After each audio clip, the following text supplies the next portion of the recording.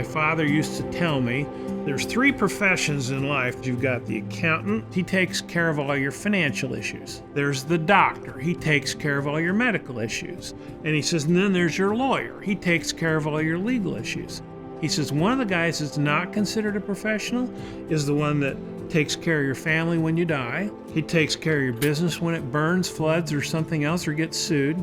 He takes care of all the things in your life that you really consider to be life necessary. And he's not the professional, but he's your insurance agent.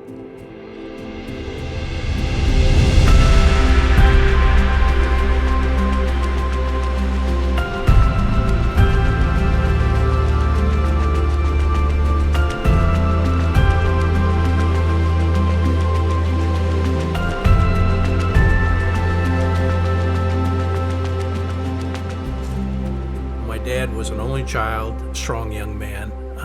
Went to Duke, graduated from Duke, and then he entered the Army Air Force in 1941. When he was younger, he was aggressive. As he would tell you, he was a survivalist. He was transferred over to the Philippines then, and then World War II started, and he was caught up in that and was missing in action. He brought back a lot from the war. He was a no-nonsense guy. I think the war taught him a lot about business. He was trying to raise us in a manner of preparing us for our adulthood. And we lived right here where we're sitting with a family farm behind us. He wasn't really into sports. He was into keeping us out of trouble. Because of his eyesight was so poor, he couldn't become a lawyer. He couldn't do some of the things that he thought he might be able to do. So he went and got tested, and they said that you would be pretty good in the insurance business. He started an office at the bottom, the basement of the Glendale Mall. Irony of ironies, you got a blind man reading contracts with small print.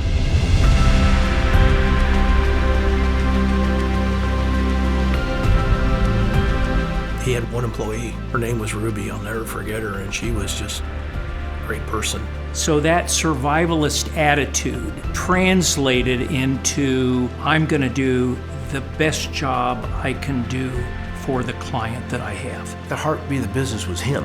Everybody liked him. And a lot of his relationships came through his dealings at church, and he was on the board of a Christian Businessmen's Committee, so he knew a lot of people through that. And when he was in a selling mode, he was really in a building relationship mode.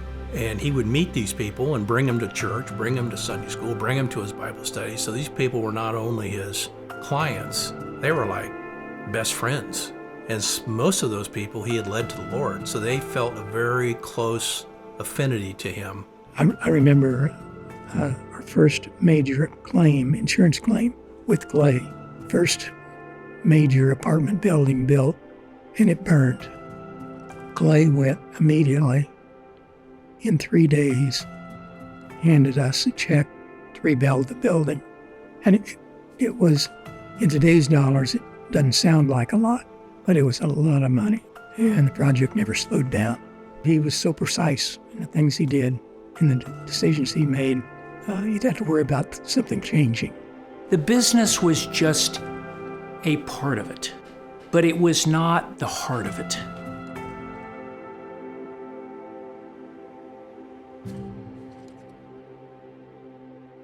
The idea of the transition was that Dad wanted to retire. He sat down with me and said, look, I'm going to sell the agency, and I'm selling the agency to the 4 of you. And no matter what you do as a family, I want the 4 of you to stay together. And the key here was, we grew up and were raised together as a family. I want you to stay together as a family. And so he assembled all of us around his office desk and took pictures and got the pen out and had all of us sign. I remember Tom saying, do I get 25%? I'm still a kid. Tom was still in high school, Jim was in college, Clay was selling stock at Raffensperger Hughes, and I was in the agency. I went to North Central High School. In fact, all my friends are going, what's the deal with the suit? I go, well, I'm gonna go down and buy an insurance agency. They went, you're gonna do what? Yeah, my dad wants to take pictures of us in our suits to memorialize us buying. They go, you're gonna buy an insurance agency? we saw that as an opportunity, even though it was a very small business at that time. We had the challenge of taking what was feeding one family and trying to figure out how to feed 4. And that was our marching instructions. And to Dad, it wasn't just, did you make a sale or didn't you make a sale? It was survival, but it was with a loving attitude. We got out and just hustled, the 4 of us, and it was not easy. With societal changes in our age group growing up, a lot of the guys that got into business, people that got into running businesses, were not as open and as transparent as what my father's generation was. The people we ended up approaching became more business. We all had ideas on what to do, how to do it, and it was kind of funny because Dad just kind of stepped back and let it happen. Like, wow, you guys, good luck with this. No, but he was a very good mentor. We had a lot of meetings with him, talking about strategies, sales goals, how to handle people. We threw every marketing idea and management idea that we could embrace, and they were all, let's just say, less than satisfactory. There's only one thing that really made us work, and that's because we got down and prayed together and said, God, what are we supposed to do with this? I think the way we transacted business started with our faith. We put the client first, and that was the way we sold things. We sold things that only we ourselves would buy. It was a family situation, and then the money was always second. We made acquisitions in South Bend and Fort Wayne. We started an agency in Kokomo and started an agency in Lafayette, and we bought one in Bloomington, and we partnered with one in Columbus. We got to the point where we were making money that way, but the success really came out of Indianapolis.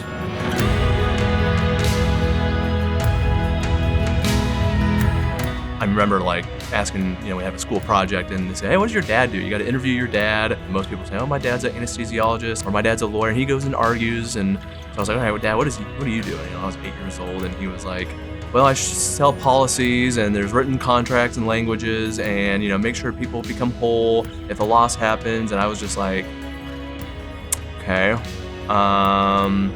He talks with people. That's what he does. He's a talker. Quickly found out it was a little bit more than that. If I needed something, I was their first priority. It was that way with every one of them, from Clay Sr., Clay Jr., Jack, Jim, Tom. A matter of phone call. Jim got immediate response. I kind of grew up here. My dad would take me to the office every now and then, so it's been definitely like a second home. I remember middle school, my dad wanted me to work here over spring break. So Debbie, who's still with Connor, she had us file. And so I thought insurance was all filing. All you did was file. Growing up, I would come to the office on a Saturday morning. He'd bring us and we'd run through the cubes. This organization has my grandfather's fingerprints all over it. The parts that are the fingerprints are commitment to people and how he chased down relationships because he cared. And that is like the connecting tissue of the organization for 75 years. When Dad sold the business in 73, he died in 83, but for those years, he was kind of our advisor. We bought the business and he was sitting on his desk and he still had all the relationships. And my first year, I was on the other side of the desk. I said to him, well, when do I get to sit on the other side of the desk? And he says, well, when you got the cojones to get up and come over here and sit down at the desk, that's when you can sit at the desk. So he came back from lunch and there I was. So I kind of figured the same thing for Ben and Todd and all these other guys, is that if you can make mistakes while you're learning and have somebody there to advise you so you don't lose the whole thing, that's a tremendous advantage. Let's move from a role of running everything to advising.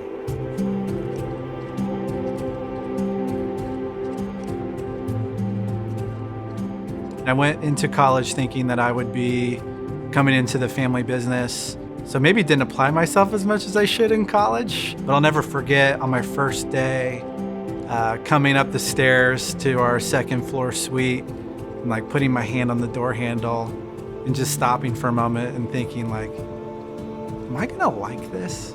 I kind of thought with the flexibility and the lifestyle and relationships that this was the right thing for me.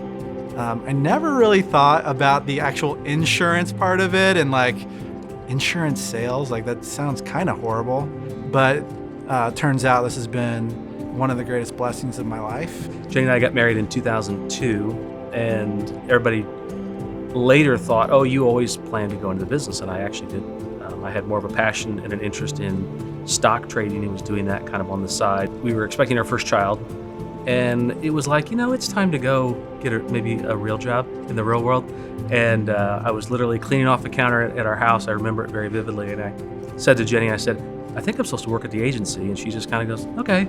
I mean, to her, a little bit nonchalant because that's kind of what everybody did. But to me, it was like a big deal. And so I invited my father-in-law to lunch, and he said, sure, let's go to lunch, and went to lunch. I said, I think I'm supposed to work at the agency. And he said, all right, see you on Monday.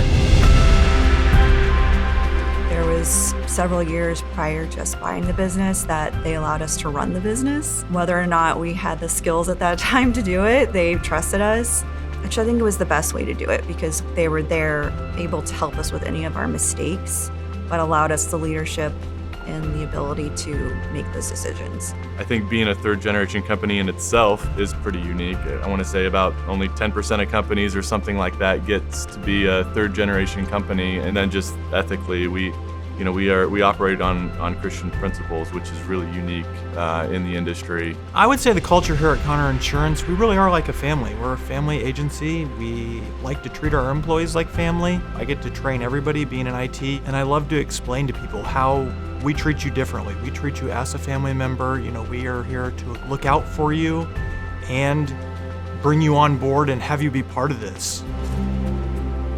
Our relationship with Connor is one of friendship to start with. My father and Jim Connor were good friends and worked together at the local Christian school on the school board together. And then Ben was a good friend of my brother's growing up. And so there's been a friendship between the family, and then that morphed into being business partners in this whole insurance thing. They listen, they're personable, they understand us, we understand them.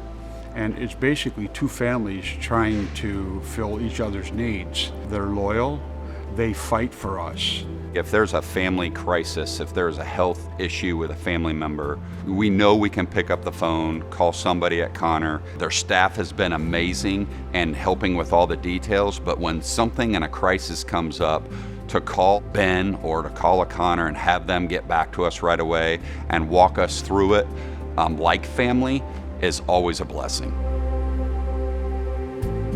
There's not a week that goes by that we don't call them and ask them something, ask them for help, ask for their advice. With over 850 team members in the U.S., it's like they give us individual service for 850 team members. It's not just our local team.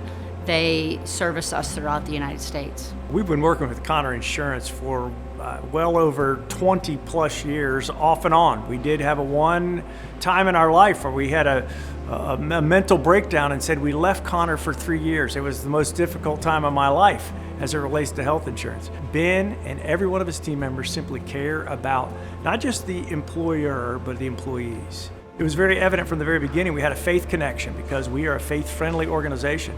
And so being faith-friendly is really important. About 3 years ago, I was diagnosed with cancer. And that's in a period where Connor was not our advisor at the time. And so the first thing I thought of was, I need to call them.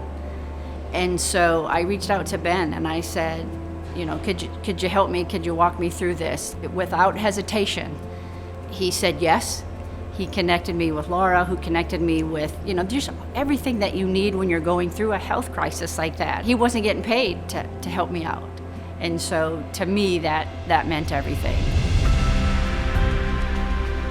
They're all very Christian, which I love. That's why I think I've been here for 38 years. They treat their employees excellent. I never dreamed that when I started, I'd be working with third generation, so that's kind of cool. I've been treated like an honorary Connor since I've been here, and that's really makes me feel highly valued. I knew what I was getting into when I got here. You could just tell in their voice, you could tell in the way they interacted with you that they were just happy to be here, and they were happy doing what they were doing and serving their employees. from a management standpoint, but also serving their clients and doing the same thing with them, and that greatly appealed to me. Coming from a large company, that corporate vibe, thousands of employees, it's a lot different. When I started, there's 20 to 25 employees here, and you really felt that everyone knew each other.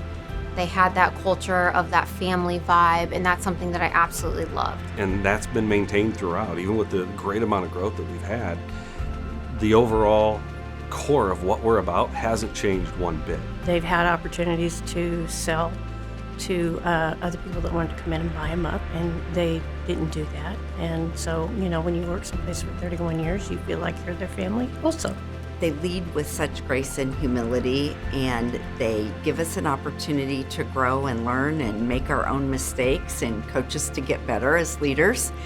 And that's very different from any place I've ever worked before. I love it so much here at Connor, and they're either going to fire me or retire me because I'm never voluntarily leaving. Insurance gives us the opportunity to show up in life's most significant moments. When people stand up and say, this is the moment that changed my life or our family's life forever, or this is the moment where I saw the goodness of God, that intersects with us. To understand that is pretty awesome, that we have the honor to walk with someone at that point in their life. Clay Sr. had a real heart to share the gospel of Jesus Christ with anybody who would stand still. He taught that to his sons also. His preciseness in the way he did business was handed down to the boys. The next generation has done the same thing with their families. It looks like they beat the odds of going from the second to third generation, which is very, very hard to do. So I'm very proud that they decided to build something, take a good thing and make it better. Quite frankly, I think they're doing a better job than what we did. One of the things that is important with any family is commitment. I need to be committed to you. You need to know that I'm committed to you. And then integrity, I'm not going to shortchange you in any way. I hope that that's what we continue to provide forever. Where's Connor Insurance Agency come from? Why is it there? Is it just a slick marketing system? Is it really just good at what it does? Or is there something else going on? The legacy that is important to me is the legacy of family and relationships, whether it's business, personal, or spiritual. We're standing on the shoulders of giants. My grandfather scratched an organization out of the surface of the earth, which I think is the hardest thing to do. And then my dad and my uncles took that from a small individual proprietor business to a partnership. And then, what our opportunity is as a third generation is to build an organization that goes past the family, that includes others on the journey and empowers other folks to turn their career into their calling. I'm very aware that this business is not ours. It's something that the Lord's given to us and we're just stewarding. And so that comes with a lot of responsibility, but it's kind of an honor to be able to do that. When I think about legacy, it's about resolve. The resolve to never quit, the resolve to push into new ideas, the resolve to go into hard things, the resolve to have hard conversations, the resolve to celebrate wildly. So we are celebrating almost after the fact, 75 years of my wife's grandfather hanging up his shingle to do insurance. I have this funny saying that I say, work is only work if you hate it. If you go to work liking what you do every day, it's not really work. You enjoy it. You want to show up. You want to make a difference. You want to be changed. You want to be helpful. This is more than work. I'm making a difference. I would say the heart at the core has remained the same. And, we're phrasing things a little bit differently, or we have a different team, but the heart of what we're trying to do is still the same. I hope our customers and clients and just employees here, I hope they see Connor Insurance as someone that cares. I don't think a lot of carriers or companies still have that, unfortunately. God has been really gracious in 75 years. We have the opportunity to continue that legacy forward. It's about how are we showing up in the significant moment of our client's life. That's an incredible opportunity.